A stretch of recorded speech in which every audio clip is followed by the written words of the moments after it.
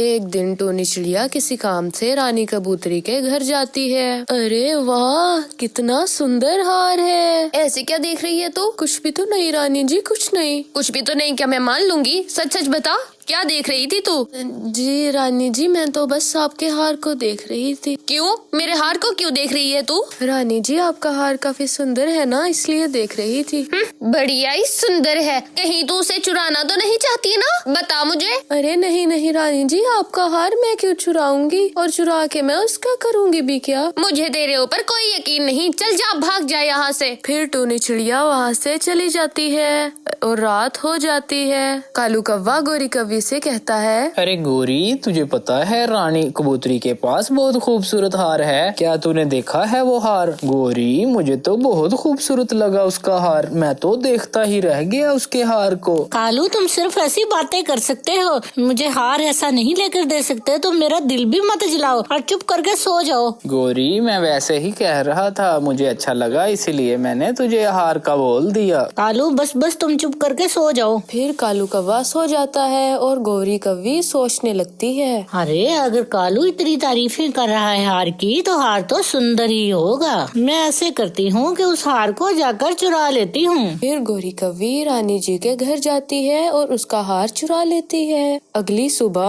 अरे अरे, मेरा हार कहाँ गया? यही तो उतारा था मैंने रात को। कल सुबह वो टोनी चिड़िया ही मेरे हार पर बुरी नजर डाल के बैठी थी। मुझे लगता है जरूर उसी ने मेरा हार चोरी किया होगा। फिर रानी टोनी चिड़िया के पास जाती है। चुरा लिया ना तुमने मेरा हार? कल तो कह रही थी मैं नहीं चुराऊंगी। मेरा हार कहाँ है? कौन सा हार रानी जी? वही हार जिस पे कल तुम नजर डाल के बैठी थी। मेरा हार मिल नहीं रहा है। मुझे यकीन है वो तुमने ही चोरी किया है। नहीं नहीं रानी जी, आपको कोई गलत फहमी हो रही है।